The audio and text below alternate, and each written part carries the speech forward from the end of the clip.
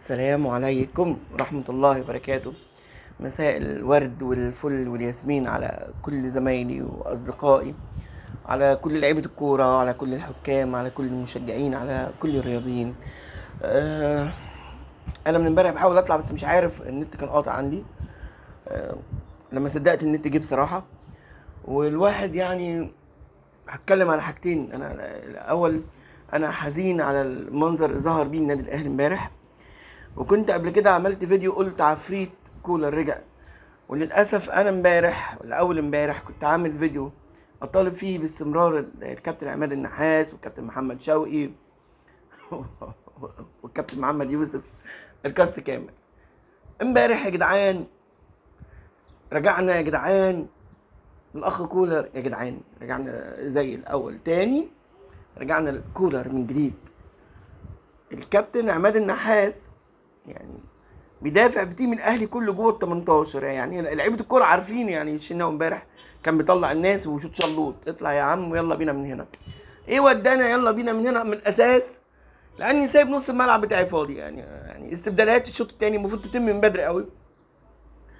ناس سيئه كتير، ما زال مصر ان كوكا يبقى في الملعب رغم امبارح اخطاء كوكا واللعب الغلط اللي بيلعبه كوكا والبساط الغلط اللي بيلعبها كوكا. والله يا جماعه ما بيني وبينه كوكا ده حاجه، يا جماعه مفيش بيني وبينه حاجه، بس كوره، انا بتكلم كوره كتير.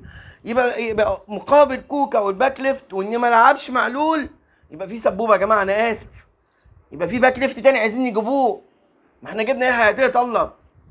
طب لعيب فين؟ انت بتاخد اوامر يا عماد يا نحاس مثلا؟ يعني انا اوامر لا ما تلعبش معلول عشان لو ظهر كويس مش هنجيب باك. لا يا عم، علول ما يلعبش. علول حبيب الملايين ده، النجم ده ما يلعبش عشان نبقوا حلوين قوي ونجري نجيب فرد باك ليفت وندفع فلوس. وفي ناس هتسمسر وتكيش. ازاي نوقف السبوبه؟ لازم السبوبه تمشي. النادي الاهلي يبقى يدار بالوضع ده. يعني النادي الاهلي بطل افريقيا على مر سنين طويله واللي عامل ارقام محدش عاملها، يبقى فيه الوضع ده. طب الكابتن عماد النحاس امبارح نص الملعب بتاعك فاضي بايظ، انت ليه ما تنزلش قفشه؟ قلناها 1000 مره، الدنيا كلها كل لعيبه الكوره ومدربين في النادي الاهلي عارفين ان قفشه بيلعب الفرقه كلها وبينقل الفرقه من تحت لفوق بمنتهى البساطه. ودي ده للجون ودي ده للجون، قلناها 1000 مره. انت ايه يا عم بتنزله امتى؟ انت بتنزله امتى؟ انت منزل قفشه امبارح في الوقت الضايع ده، الراجل نزل والحكم صفر ولمس الكوره امبارح. يعني احنا رجعنا الكوره تاني، انت بتضيع بيه وقت. انا مش يعني انا دي مش فاهم. الاهلي امبارح فاز من عند الله، يعني بصراحه احنا ما نستحقش فوز امبارح، فوز ما نستحقوش. الاهلي لا يستحق انه يكسب امبارح. لا هنتكلم على حكام ولا غير حكام ولا كلام من ده اطلاقا. انا مش هتكلم على الحكام، مفيش ماتش في الاهلي انا مش هتكلم على تحكيم خالص. في انذار، في فاول ما اتحسبش، في انت فين؟ انت مش موجود. رجع الاخ عماد النحاس، كابتن عماد النحاس، يعني من يشهد له بكرم الاخلاق وحسن الاخلاق. يعني ما اقدرش اتكلم في حقه في حق اخلاقه في حاجه، نتكلم كوره. انا اسف يعني وهو نفسه في برامج بيتكلم كولر بيغير متاخر، نص الملعب فاضي، نص الملعب مش مليان، لازم قفشه عشان ينقل جه يعمل اللي بيعمله كولر تاني. يعني انا عادي معلول، انت امبارح عندك استبدال ما تمتوش. احمد رضا ايه اللي بتنزله انت بتراضي في وقت زي ده؟ احمد رضا امبارح كان هيسبب في جون لما نزل، وكل مره ينزل يسبب في جون. شويه عليه يا اخوانا، شويه عليه طيب، شويه عليه ياخد مع الفرقه، ياخد ويدي في النادي الاهلي. يثق ان انا بقيت خلاص لعيب جوه النادي الاهلي، هيلعب وهيبقى كويس وهيبقى كويس وهيبقى كويس. انا مش بقول ما يلعبش، بس لا، انا دلوقتي اللي واقف على رجليه العبه. حسين الشحات مقومه في الدقيقه، يعني انت مقوم حسين الشحات في الدقيقه 25 ولا 26 من الشوط الثاني، كان فاضل بالظبط 20 دقيقه.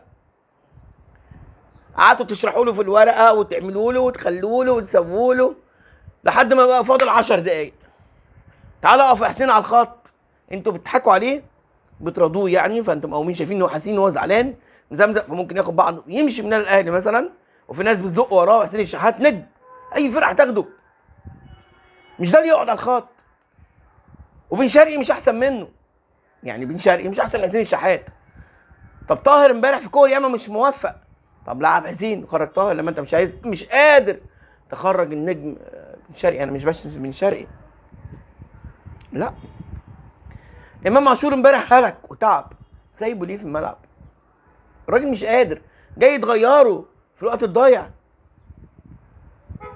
لا انا كنت بقول بلاش مدرب اجنبي، لو هيجي مدرب الاجنبي الجديد ويعدل بين اللعيبه يجي بقى خلاص. احنا اسفين جدا. ناس كتير عتبوا عليا يقولوا لي شفت انت كنت بتدافع وبتعمل، لعيبه كوره زمايلي وحكام، كنت بتدافع عن الجهاز الموجود، شفت عملوا ايه؟ هو انا مش بتاثر بحد، انا بتاثر باللي بشوفه بعيني. الحمد لله ان احنا كسبنا امبارح. مبروك لجماهير الاهلي، مبروك للعيبه، لان هم مظاليم، هم اللعيبه يعني غصب عنهم. بس مش هقول الا مبروك للجمهور وللعيبه، لا مبروك لمجلس اداره ولا مبروك لجهاز فني. امبارح كوره في الاخر من جوه السته تطلع من قلب الجون. ياسر ابراهيم امبارح ياخد راجل المباراه، طلع جون هو اللي مكسبك الماتش.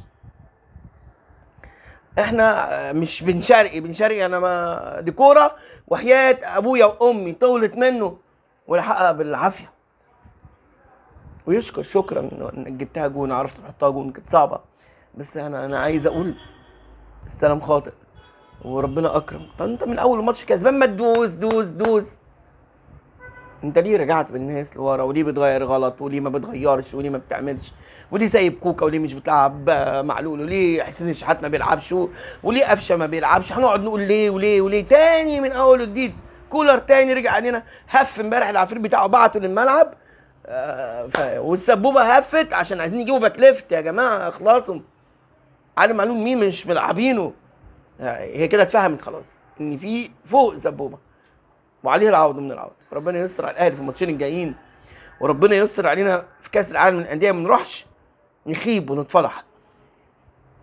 الفرقه اللي ماسكها يبقى واثق ان النادي الاهلي من اقوى انديه العالم عشان يلعب في كاس العالم. احنا مش اقل من اي حد، احنا مش اقل من اي حد.